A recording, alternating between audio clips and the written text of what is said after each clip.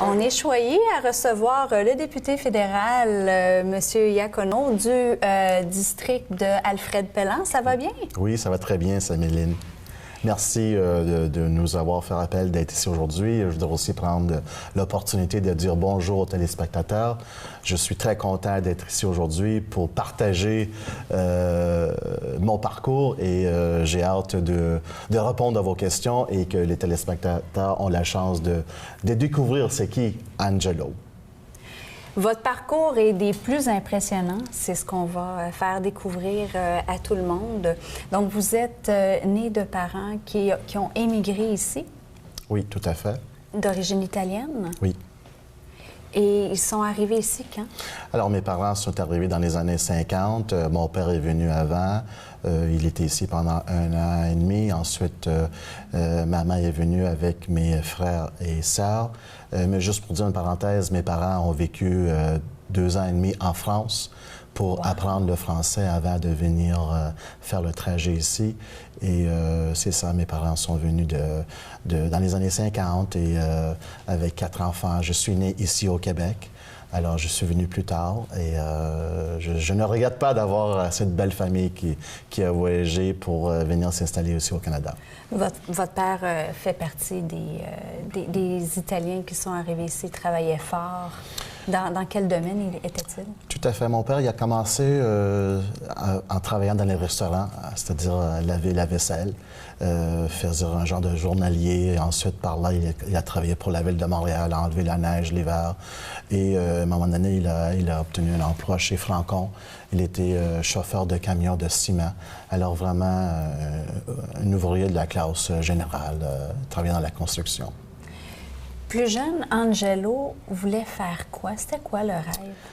Vous savez, plus jeune Angelo, je dois dire que je me souviens bien que dès l'âge de 15-16 ans, j'ai voulu être dans le domaine de la politique.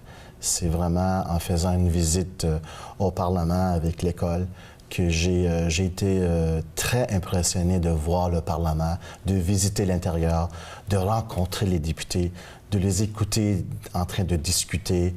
Et ça m'a touché, ça m'a impressionné de voir cette institution, de voir ces gens. Et c'est de là où est-ce que j'ai eu la piqûre de me lancer en politique un jour. Donc, c'est dès l'adolescence, on commence déjà à voir qu'on a le sens du devoir. Le sens du devoir, et je suis retourné après la visite d'Ottawa. J'ai commencé à faire des recherches. Dans mon temps, je n'avais pas l'Internet, alors je suis allé à la bibliothèque. Je me souviens très bien, je demandais à la bibliothécaire que je voulais avoir de l'information sur le Parlement, sur les députés et exactement qu'est-ce que c'est le travail, qu'est-ce qu'ils font et comment devenir un député. Et c'est de là où est-ce que j'ai appris que pour être député, c'était pas vraiment un genre de profession spécifique, mais c'est d'être une personne qui est capable. Vocation. Une vocation, exactement. Alors, j'ai trouvé ma vocation qui était d'être le droit et j'ai commencé à orienter mes études, ma vie, ma carrière dans le droit pour devenir avocat, qui un jour me mènera à travailler au gouvernement. Et de là, apprendre c'est quoi toutes les différentes institutions. Alors, j'ai travaillé aussi comme fonctionnaire qui m'a permis d'apprendre c'est quoi le système démocratique, c'est comment ça fonctionne, toute cette machine. Et... Parce qu'on est quand même impressionnable à cet âge-là, quand même. Oui, je dois dire que, vous voyez, je venais d'une famille de 5 enfants, alors j'étais un peu gâté dans le sens que ça me permettait aussi de visionner un peu mon avenir plus vite. Mes parents m'ont donné beaucoup de responsabilités à un jeune âge. Alors, je pensais comme un... Je crois qu'à mon âge de 16 ans, peut-être que je pensais déjà à quelqu'un de 19 ans, on va dire. Je voyais très mature, exactement. On voulait s'enligner vers quoi exactement en politique? Est-ce qu'il y avait une branche en particulier qui vous appelait? Je dois dire que pour moi, c'est la chose la plus importante, c'est d'obtenir la tâche de devenir député. Je ne m'orientais pas vraiment à dire que je voulais être le ministre de la Justice ou le ministre de l'Environnement. C'était prime de base, c'est de devenir le député, de devenir quelqu'un qui allait représenter une circonscription quelconque. Exactement. pas quelconque, mais une circonscription que je pouvais m'attacher, que je pouvais avoir une affinité. Alors, et c'est exactement ça le travail d'un député, c'est de... Ça faisait combien de temps que vous restiez dans votre comté avant de vous lancer? J'habite dans le comté de Montréal et j'ai choisi le comté d'Alfred-Pellant parce que c'était un comté d'où j'avais de la famille qui habite, donc un comté que je visitais très souvent depuis l'âge d'adolescent, un comté que j'ai beaucoup d'amis, un comté que j'ai appris dans le sens qu'il y a beaucoup de beauté. Alors, c'est un comté qui est plein de richesses, agriculture, différentes communautés culturelles, différents endroits à visiter. Alors, ça a toujours été un comté qui m'impressionnait parce qu'il y avait beaucoup d'espoir et beaucoup d'opportunités pour le développement. Ce qui vous a apporté à ce moment-là, c'est...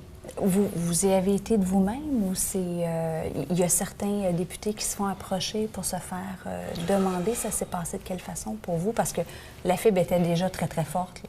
On savait déjà qu'on voulait s'en aller là. Oui, et vous savez, je suis du comté de Papineau et il y avait déjà un député dans Papineau qui est aujourd'hui notre premier ministre, Justin Trudeau.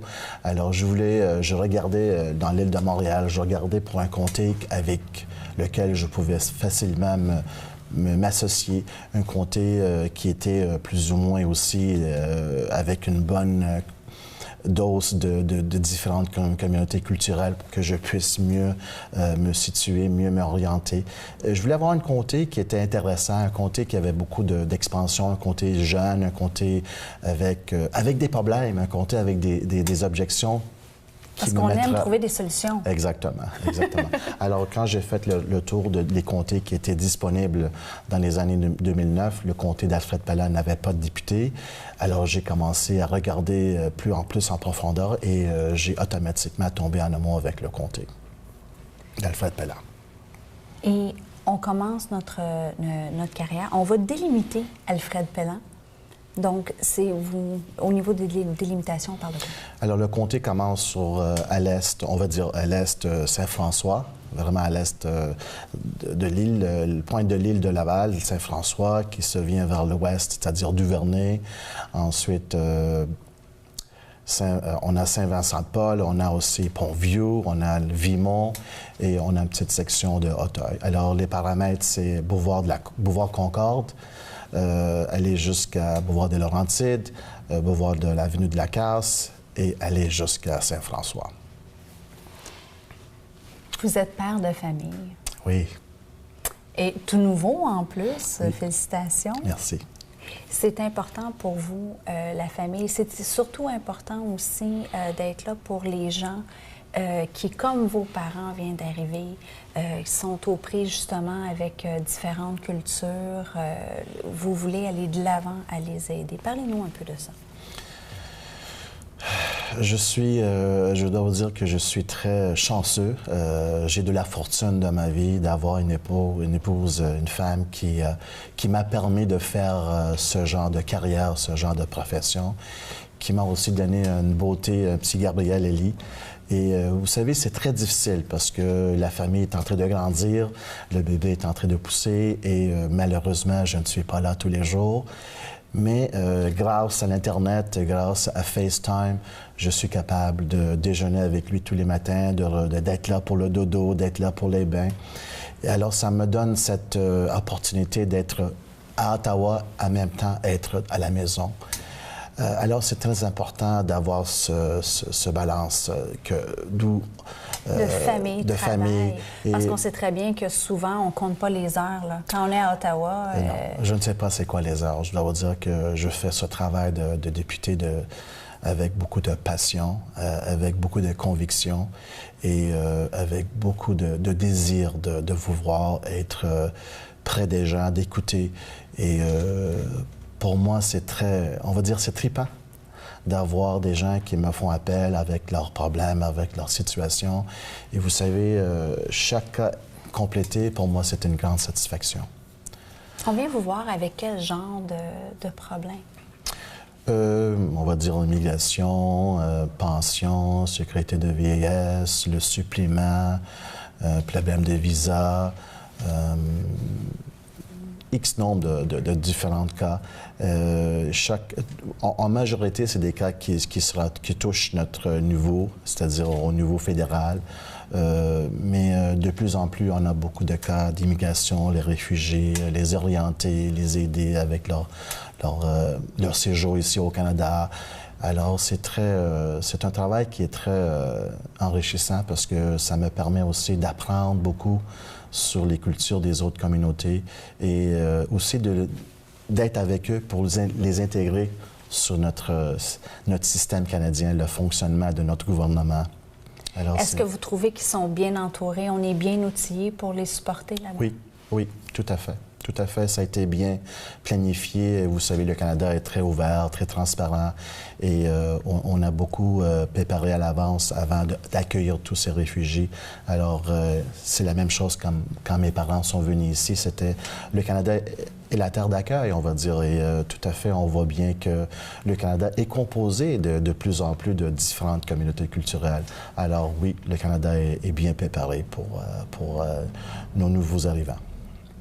Et pour ce qui est des gens d'ici, les Québécois, de souche, est-ce que vous sentez qu'il y a un bel amalgame qui se fait? Oui, tout à fait. Il y a encore une ligne qui est tangente? Mais vous savez, quand je suis allé à l'aéroport l'année dernière pour accueillir les réfugiés, j'étais surpris de voir qu'il y avait beaucoup de Québécois qui étaient là pour les accueillir, beaucoup de gens de notre province qui étaient là pour les accueillir, les aider, les intégrer. Alors, c'était pas seulement d'autres communautés culturelles qui étaient présentes, mais c'était beaucoup de Québécois, beaucoup de Canadiens qui étaient là pour les accueillir. Et je trouve que on le voit très bien que de plus en plus de gens s'intègrent à ces gens-là, veulent essayer de les aider. Et regardez, je le vois souvent aussi parce que beaucoup de gens me font appel qui veulent me donner du linge, qui veulent me donner des meubles, qui veulent me donner de la nourriture pour amener. Ils veulent s'impliquer pour l'intégration. Alors, ils utilisent mon bureau, ils m'appellent directement pour aller accueillir les meubles, pour donner ça aux nouveaux arrivants. Alors, ils sont très, très impliqués. Vous nous disiez tout à l'heure, comme je demande à tous mes invités, ce qui est le plus important pour vous, qui reflète de cette entrevue-là, et vous m'avez dit avec beaucoup d'amour et de conviction que c'était important pour vous de montrer c'est quoi vraiment les tâches d'un député. Parce que ce sont des grosses tâches. Je ne pourrais pas vous dire exactement c'est quoi les tâches, parce que pour moi, c'est de dire que je suis à la disposition de mes commettants et mon travail, c'est de les servir dans n'importe quelle manière que je peux le faire. Il n'y a pas une description de tâches. Pour moi, un politicien n'a pas de description de tâches. Je dois vous dire que plutôt, c'est d'être disponible, d'être à l'écoute et le plus important, une fois qu'on a écouté le problème, c'est d'agir. Alors, je porte beaucoup d'attention, beaucoup d'attention personnelle parce que chaque personne a un problème en soi, c'est un problème différent que les autres. Et pour moi, c'est important de faire sentir la personne, la confiance, de faire sentir à la personne que je suis à l'écoute et que je suis là pour faire une action, pour entreprendre une action. Vous savez, faire ce travail-là, c'est pas pour tout le monde. Faut avoir le cœur, il faut avoir l'esprit, il faut avoir la patience, il faut avoir la passion. Il faut avoir la colonne aussi. Il faut avoir... Je laisse ça aux autres, de le dire. Mais il faut avoir vraiment le sens de vouloir le faire parce que c'est très exigeant, pas seulement mentalement, mais physiquement. Vous savez, comme j'ai dit tout à l'heure, ça vient toucher ma famille, ça vient toucher ma relation avec mon petit enfant, mon Gabriel. Alors, il faut être prêt pour faire ce genre de travail. Mais vous savez, à travers tout ça, je suis aussi en train de préparer son terrain à lui. Je suis en train de préparer le terrain pour les futures générations. Alors, je me sens comme je suis près de mon garçon parce que, en fin de compte, j'assure son avenir. Et vous le voyez, ce gouvernement a pris beaucoup d'actions vis-à-vis l'environnement, vis-à-vis les familles, vis-à-vis l'aide. Alors, je me sens sécurisé parce qu'on est en train de faire du bien. On va parler des bons coups parce que c'est tellement important de parler des bons coups. D'après vous, qu'est-ce qui est le plus, qui a eu le plus d'effervescence, en fait, comme résultat? Vous voulez dire en politique? Oui, dans la dernière... Dans la dernière année, je pense que c'est de sortir les familles de la pauvreté. Regardez, j'ai parcouru un peu le terrain dernièrement dans les parties de Noël. Il y a beaucoup de gens qui me disent « Je suis très content que notre gouvernement est en train de nous donner cette fameuse allocation familiale qui vient nous aider, que ce soit 400, 500, 600 $. Vous savez, au bout de l'année, ça fait 5 000, 6 000 $ et ça m'a permis de acheter un téléviseur, de mettre un dépôt sur une nouvelle maison, d'aider mes enfants, à suivre un cours de piano, etc. Pour certains, c'est directement de mettre le pain sur la table. Exactement, exactement. Alors, je crois que ça a été une des choses les plus importantes et les plus touchantes pour toutes les familles. Entre autres, quelque chose qui vous tient à cœur, parce qu'on parlait de l'homme de famille, l'homme de cœur, c'est vous avez été pour votre mère un aidant naturel. Et c'est quelque chose qui vous tient à cœur et on va avoir des belles nouvelles du gouvernement bientôt par rapport à ça. Oui, tout à fait. Ma mère a subi un cancer au cerveau. Elle avait un tumeur au cerveau et de là, elle avait besoin d'assistance. Et après le décès de mon père, j'ai décidé de retourner vivre à la maison avec ma mère pour prendre soin d'elle. Et je dois vous dire que j'ai passé les 6 plus belles années de ma vie, prendre soin d'une personne avec une condition médicale. Et vous savez, c'était tout un challenge d'apprendre ça et aussi de savoir comment dealer avec le CLSC pour avoir les services, pour avoir les bénéfices, pour avoir de l'assistance.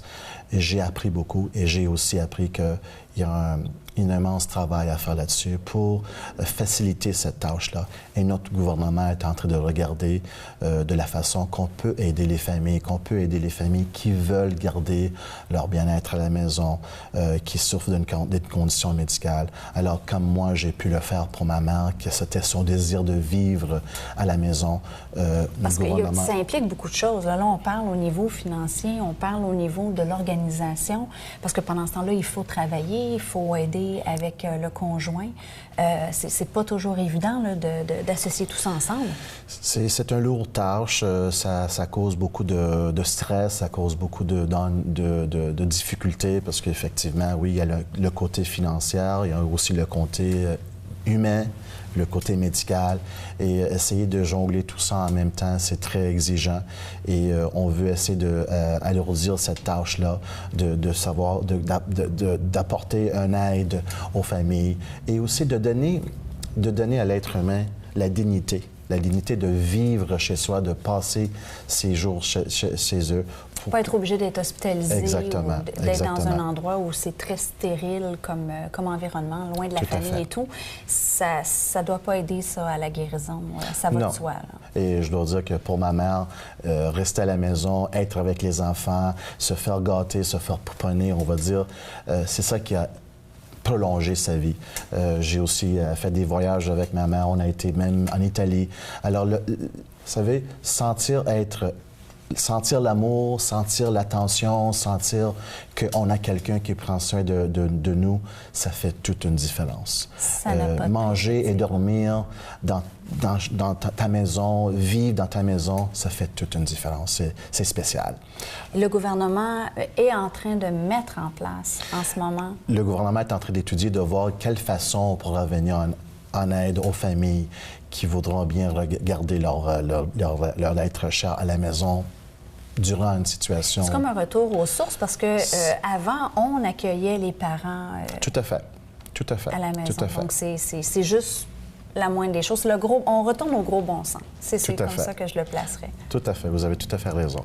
C'est vraiment essayer d'aider dans le mieux possible, trouver un genre de confort pour que les familles sont capables de prendre soin de leurs membres et de le faire sur leur propre toit. Sur leur toit, pour que ce soit Exactement. beaucoup plus facile. Pour vous, quand le CLSC venait à la maison, ça devait être compliqué parce que c'est... Oui, c'est pas évident. C'est pas évident. Heures ne fonctionnent pas nécessairement avec les horaires. Exactement. Et on ne comprenait pas les services, on ne comprenait pas c'est quoi les bénéfices, c'est quoi tous les engagements. Alors, c'était vraiment à découvrir.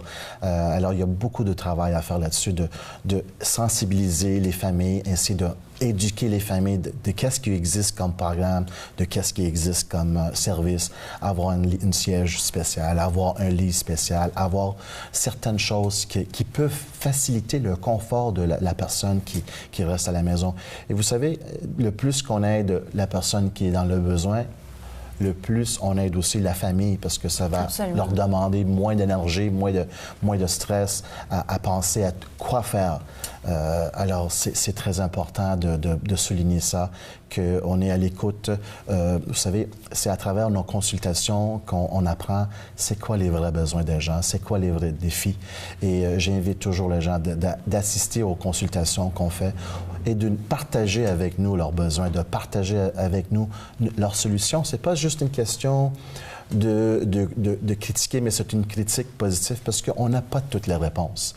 Et on fait appel au public pour que le public partage leurs solutions, partage leur façon de faire pour qu'on puisse mieux les servir. Merci de votre courage à aller de l'avant, de nous faire part de quelque chose d'aussi personnel parce que ça aide, ça, de savoir que on est tous humains. Oui. On est tous au même niveau lorsqu'on a besoin d'aide et c'est pour ça que les députés vont de l'avant parce qu'eux aussi font face à des situations pas faciles. Je vis la même vie que tous les autres et je suis pas plus avantagé que d'autres. Alors, la maladie m'a aussi, on va dire, touché. J'ai eu le cancer en 2012.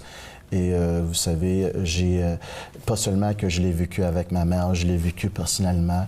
Et pour moi, ça, c'était une autre expérience de vie où j'ai aussi appris c'est quoi être, pas seulement l'aidant naturel, mais être le patient. Et c'est quoi les défis et c'est quoi les besoins. Alors, vous savez, qu'est-ce que j'apporte à Ottawa? Vous êtes l'homme de situation à apporter ça. C'est ça. Qu'est-ce que j'apporte à Ottawa? C'est mon expérience de vie, mon vécu, mon expérience de travail, mon expérience en tant que fonctionnaire, mon expérience en tant qu'être papa, mon expérience en tant qu'être fils d'un immigrant. Et c'est quoi travailler fort? C'est quoi devoir se lever tôt le matin pour élever une famille de 5 enfants. Vous savez, le temps des fêtes vient de passer. Ça me fait toujours réfléchir à ce que mes parents me disaient, que leur première Noël ici au Canada, ils ont mangé par terre. Ils ont mis une nappe par terre et c'était ça la table. Alors, et qu'est-ce que j'ai aujourd'hui? Un fils, le fils qui est devenu avocat, qui est devenu député. Il y a de l'espoir, il y a de l'opportunité. Et qu'est-ce que j'ai appris? La plus grande leçon de mon père, c'était la persévérance. C'est travailler fort et en ayant ces qualités-là, on peut tout obtenir dans la vie. Il faut juste avoir la bonne volonté et la volonté de faire quelque chose. Et je suis fier d'être un fils d'un immigrant et je suis fier d'être ici au Canada parce que vraiment, pour mes parents, ça a été le pays d'opportunité. Et pour moi, c'était le pays qui m'a donné toute cette opportunité de vivre mon expérience, de compléter mon rêve d'être un député. Je ne l'ai pas mentionné tout à l'heure, mais pour moi, c'était le rêve d'une enfance. Et vous savez, je le partage tous les jours avec les jeunes, d'où c'est très important pour moi de donner aux jeunes cette opportunité, ce feeling d'avoir de l'espoir, d'avoir une pensée à think big, you know. Alors, penser grand, il faut pas avoir peur de nos exactement. Rêves. Je siège sur différents comités à Ottawa, sur le comité d'éducation aérospatiale et plus particulièrement, je suis aussi sur le comité de transport et infrastructure, d'où je porte beaucoup d'attention. Il y a des bonnes nouvelles là, qui s'en viennent. Il y a beaucoup de bonnes nouvelles sur les infrastructures, il y a beaucoup de bonnes nouvelles sur le transport. Oui, on est en train d'investir beaucoup et je suis très fier que M. Trudeau m'a donné cette confiance de siéger sur ce comité-là, d'où je suis au courant des bonnes nouvelles qui s'en viennent. Je partage aux décisions, spécialement ici pour le Québec. Alors, je suis rempli de bonheur avec le travail que je fais. Un homme passionné, rempli d'amour, on aime ça. Je ne pourrais pas vous le dire plus mieux. Ça va déjà trop vite. Pour nous, c'est déjà la fin. Je veux vous donner le temps de parler à vos concitoyens. J'ai très hâte qu'on se revoie pour pouvoir parler des dossiers à venir dans lesquels vous siégez. Et sur ce, merci de votre générosité en passant. Merci. Alors, je veux simplement dire bonjour, chers amis. Vous savez, mon titre, c'est le député. Mais pour vous autres, je suis Angelo. Je veux bien que vous vous sentez à l'aise de venir me voir à mon bureau. Faites appel à notre bureau. Je suis là pour vous aider. Je suis là pour vous accueillir. Et vous savez que j'ai toujours une attention particulière pour mes commettants parce que je tiens beaucoup à donner un service qui est personnalisé et d'être à l'écoute pour que je puisse agir dans votre bien-être. Merci et je vous souhaite une très belle fin de journée et à bientôt. Angelo Iacono, merci. Merci beaucoup. C'est déjà le temps de nous quitter. Merci à tous nos invités collaborateurs et à vous d'avoir été des nôtres pour cette autre émission à votre image. Bienvenue chez vous. Vous savez que cette émission est en rappel 4 fois semaine sur tous les réseaux de TV Laval au bas de l'écran. On se revoit la semaine prochaine. D'ici là, je vous envoie le plein d'énergie positive. Ici votre hôte, Samy Lynn.